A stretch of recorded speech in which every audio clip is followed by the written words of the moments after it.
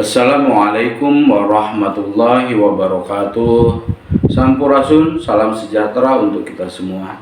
Apa kabarnya teman-teman mimin semua di channel Today News ini? Mudah-mudahan hari ini semuanya dalam keadaan sehat walafiat. Teman-teman, pernah mendengar bahwa suatu orang habib lebih mulia atau lebih utama daripada 70 orang kiai? Atau bahkan yang lebih ekstrim lagi, yang pernah mengatakan bahwa telapak kaki seorang habib tukang pakai narkoba jauh lebih mulia daripada sorban di kepala kiai. Sering sekali kita dengar ungkapan-ungkapan yang menyatakan bahwa kedudukan seorang habib itu jauh lebih mulia dan harus selalu dinomorsatukan. Tidak hanya untuk kita sebagai kalangan orang biasa, bahkan kalangan kiai sekalipun lebih rendah daripada mereka.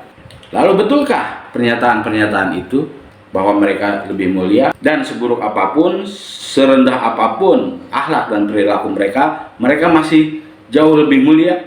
Lalu bagaimana dengan berita yang akan saya bawakan ini? Seorang habib yang membunuh satu keluarga yang terdiri dari ayah, ibu, dan seorang anaknya. Apakah habib ini masih harus kita muliakan dan harus tetap diutamakan? Teman-teman, pada tahun 2011 lalu, tepatnya di Banyuwangi, ada kejadian sebuah peristiwa pembunuhan yang menggemparkan. Pembunuhan yang menimpa sebuah keluarga. Setelah diselidiki oleh polisi, kemudian terungkap bahwa pembunuhan itu dilakukan oleh seorang pimpinan majelis sholawatan yang bernama Muhammad Ali Al-Hinduan. Untuk teman-teman yang belum familiar dengan marga Al-Hinduan, jadi marga Al-Hinduan ini adalah salah satu fam atau marga dari Bani Ba'alawi yang disebut sebagai Habib. Jadi si Muhammad Ali Al-Hinduan ini adalah seorang Habib. Pembunuhan itu dilakukan oleh si Habib ini, Muhammad Ali Al-Hinduan, bersama 3 orang jamaahnya. Dia mengajak 3 orang jamaahnya untuk mengeksekusi rencana jahat biadab si Habib ini. Yang menjadi korban juga masih dari jamaahnya. Ya, ternyata usut punya usut, si Habib ini memiliki hutang sebesar 500 juta kepada pasangan suami istri ini, si jamaahnya ini. Dan mungkin ketika sudah ditagih dan sudah sekian lama belum bisa membayar, terpikir dalam otak kotor si Habib ini untuk melenyapkan, untuk menghilangkan nyawa pasangan suami istri ini supaya hutangnya tidak ditagih lagi, supaya hutangnya hilang. Kemudian dia mempengaruhi 3 orang jamaahnya untuk ikut di dalam rencananya. Bagaimana caranya? Si Habib ini mempengaruhi jamaahnya dengan mengatakan bahwa pasangan suami istri itu adalah pelaku rentenir.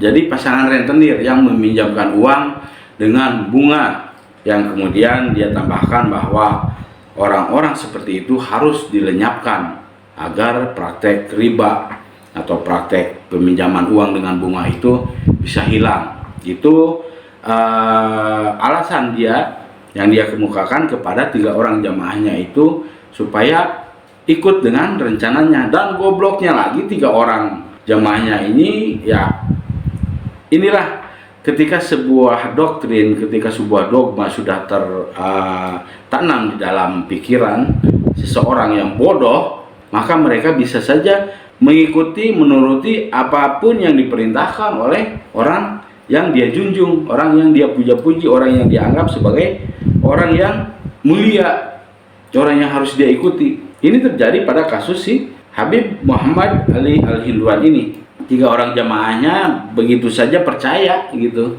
Kemudian dilaksanakanlah pada suatu hari dengan alasan bahwa si Habib itu ingin melakukan sholawatan, pengajian di rumah si pasangan suami istri itu. Kemudian mereka berkunjung berempat ke rumah keluarga korban, dan korban karena masih termasuk jamaahnya juga ya percaya begitu saja. Dan yang paling parah adalah ternyata pembunuhan itu dilakukan ketika pasangan suami istri itu sedang melaksanakan ibadah sholat. Na'udzubillah min dzalik. Na'udzubillah summa na'udzubillah. Habib iblis ini, Habib Dajjal, Habib setan yang sudah kehilangan peri kemanusiaan, sampai biadab, begitu kejinya, begitu sadisnya, bahkan membunuh korbannya ketika korban sedang sholat. Luar biasa sekali Habib yang harus dijunjung tinggi ini ya. Dan tidak hanya pasangan suami istri itu, ternyata anak laki-lakinya juga ikut menjadi korban. Jadi korban di dalam kejadian tersebut adalah 3 orang. Setelah korban-korbannya meninggal, kemudian untuk menghilangkan jejak, dimasukkan ke dalam mobil dan dibawa ke sebuah hutan. Dan di dalam hutan tersebut, mayat-mayat tersebut dibakar. Luar biasa sekali kejahatan seorang Habib.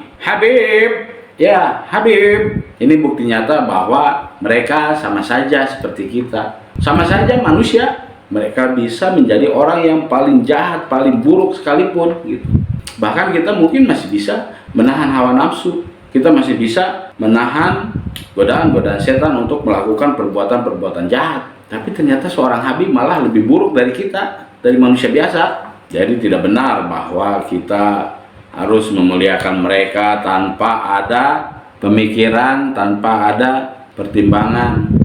Seburuk apapun, sebejat apapun, segoblok apapun perilaku mereka, kita harus memuliakan, kita harus menghormati, kita harus menjunjung mereka. Tidak, saudara. Kasus ini kemudian terungkap, si Habib ditangkap dan kemudian proses pengadilan dan dijatuhi hukuman mati pada tahun 2012 di Banyuwangi.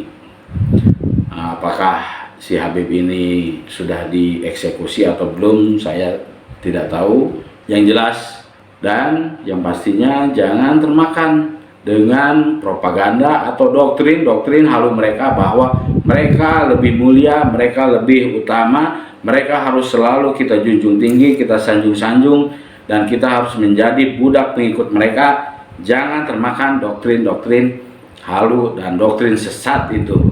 Sadarkan diri kita, sadarkan teman-teman kita, saudara kita, keluarga kita, orang-orang di sekitar kita tentang doktrin-doktrin sesat mereka ini. Semoga informasi ini bisa bermanfaat. Wabillahi taufik wal hidayah. Wassalamualaikum warahmatullahi wabarakatuh. Sampurasun.